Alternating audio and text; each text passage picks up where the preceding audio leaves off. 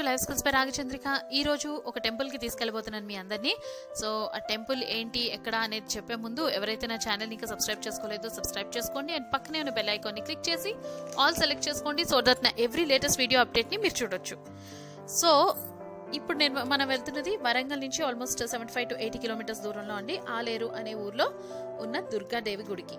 So ఈ గుడి almost 2.5-3 years అయినట్టుంది కన్స్ట్రక్ట్ చేసి.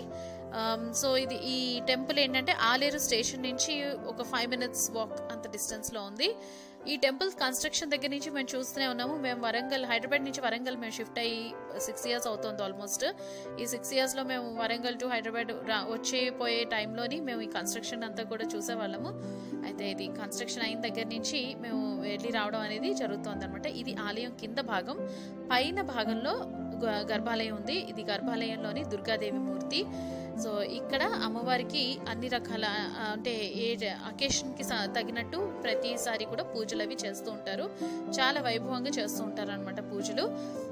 అయితే ఇది కార్తీక మాసం కాబట్టి ఇక్కడ మొత్తం అమ్మవారి ఫ్యామిలీ మొత్తం ఉన్నారు. అంటే ఆ దుర్గాదేవి, వినాయకుడు అండ్ శివలింగం మొత్తం 3 ఉన్నాయన్నమాట. అందుకే ఈరోజు మేము ఈ టెంపుల్కి వచ్చామన్నమాట.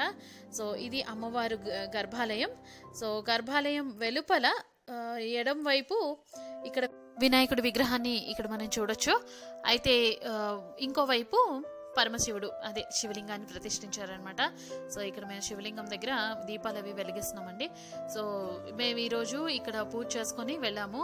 అంటే ఇది ఈ మంత్ అంతా ఎక్కడికి ఏ టెంపుల్కి ఇంతవరకు వెళ్ళలేదు మన ప్రజెంట్ సిచ్యువేషన్, పాండమిక్ సిచ్యువేషన్లో. సో అందుకని చెప్పి ఈరోజు ఈ టెంపుల్కి వచ్చాము. ఇది కొంచెం ఖాళీగా ఉంటుందని మేము ఇక్కడికి వచ్చాం అనమాట. ఈ టెంపుల్ రోడ్డుకే ఉంది, రోడ్ పక్కనే ఉంటుంది. ఇక్కడ నాగ దేవత విగ్రహాలు కూడా మనం చూడొచ్చు. సో ఇక్కడ నుంచి నేను ఆలయంలో చుట్టూరా ఒక ప్రదక్షిణ లాగా చేసి మీకు మొత్తం చూపిస్తున్నాను, చూడండి. సో చాలా ప్రశాంతంగా ఉంటుంది ఆలయం అంతా కూడాను.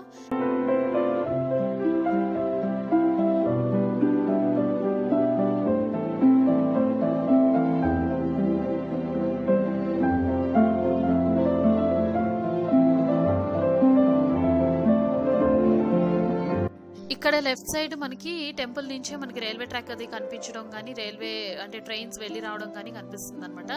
ఇక్కడ కొబ్బరికాయలు కొట్టే ప్లేస్ అండ్ ఇక్కడ మళ్ళీ శివలింగం వరకు వచ్చేసాము. చూసారు కదా, నేను ఒక ప్రదక్షిణ మొత్తం చేసి మీకు చూపిస్తున్నాను. సో ఇదండి ఇవాల్టి వ్లాగ్. ఇక్కడ నుంచి ఈ వ్లాగ్ అయితే కంటిన్యూ అయిపోతుంది, చూడండి.